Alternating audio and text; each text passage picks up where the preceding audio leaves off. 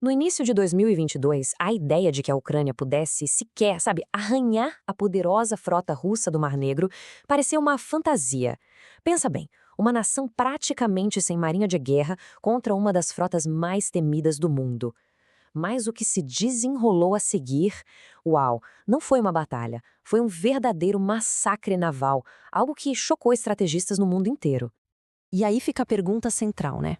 Como é que uma marinha que mal tinha navios conseguiu derrotar, humilhar a frota de uma superpotência? A resposta, como a gente vai ver, não está em canhões gigantes ou blindagens pesadas, mas sim numa arma totalmente nova: enxames de drones marítimos. Para a gente entender a dimensão dessa vitória, a gente precisa voltar um pouquinho no tempo, para o início do conflito. A situação no Mar Negro não era só desigual, era, para todos os efeitos, uma sentença de morte anunciada para a marinha ucraniana. Os números aqui contam uma história brutal.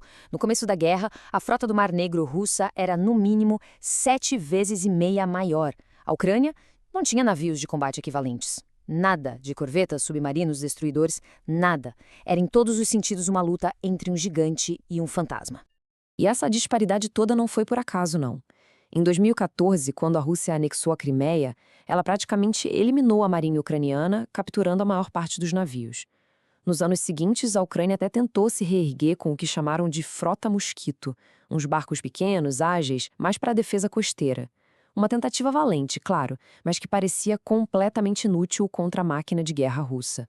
E então, num único dia de abril de 2022, o impossível aconteceu. Um único golpe que mudou para sempre o equilíbrio de poder no Mar Negro e deixou o mundo inteiro em estado de choque. O Moskova, a gente precisa entender que ele não era só um navio. Era o cérebro flutuante da frota, o grande símbolo do domínio naval russo. Quando aquelas imagens do cruzador pegando fogo, atingido por mísseis ucranianos Neptune, rodaram o mundo, o golpe foi muito mais do que estratégico. Foi uma humilhação profunda. E só para colocar em perspectiva, a última vez que um navio de guerra desse porte foi afundado em combate foi na Guerra das Malvinas, lá em 1982. A perda do Moskva foi uma onda de choque sentida em todos os almirantados do planeta. Foi um evento sísmico. O afundamento do Moskva foi como uma peça de dominó que derrubou todas as outras. Sem o seu principal escudo de defesa aérea, o resto da frota russa ficou perigosamente exposta. Operar perto da costa ucraniana virou uma missão suicida. E isso forçou a Rússia a simplesmente engavetar o plano de um desembarque anfíbio em Odessa. O tabuleiro de xadrez naval tinha sido completamente virado. Com a frota russa agora acuada, na defensiva, a Ucrânia estava pronta para revelar a verdadeira carta na manga, o pilar da sua estratégia, uma revolução tecnológica que ia reescrever as regras do combate no mar. O que a Ucrânia fez foi abraçar de corpo e alma a chamada guerra assimétrica.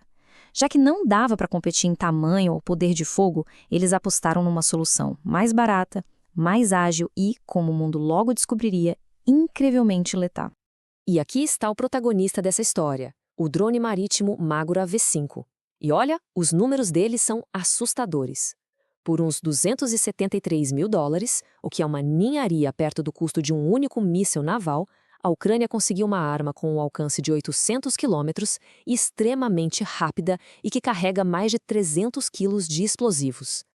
Mas a genialidade aqui não está no drone individual, mas em como eles são usados, em enxames. Alguns servem como isca, só para confundir e para saturar os radares e as defesas do navio. Enquanto a tripulação está lá distraída, os drones kamikaze aparecem de vários ângulos diferentes para dar o golpe fatal. É uma tática de pesadelo, quase impossível de defender para um navio de guerra convencional.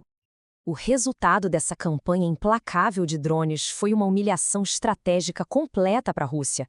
Forçou a sua poderosa frota a fazer o que era impensável: bater em retirada.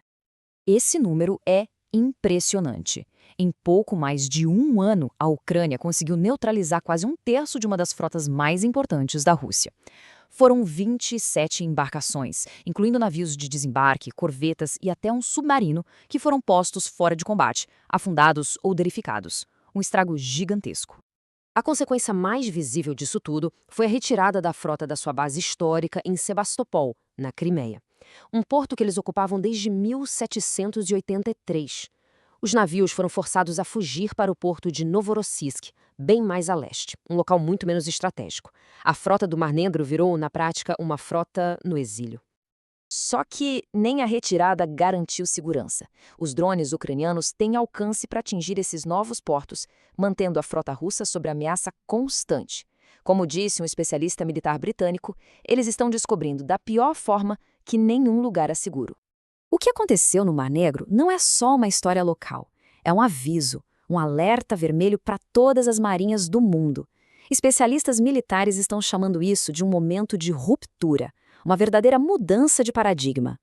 A expressão momento Dreadnought vem lá do início do século XX, quando o couraçado britânico HMS Dreadnought, com a sua tecnologia revolucionária, tornou todos os outros navios de guerra obsoletos assim, da noite para o dia. O que o almirante britânico Benke está dizendo é que os drones navais baratos e letais estão fazendo exatamente a mesma coisa com os caríssimos navios de guerra de hoje.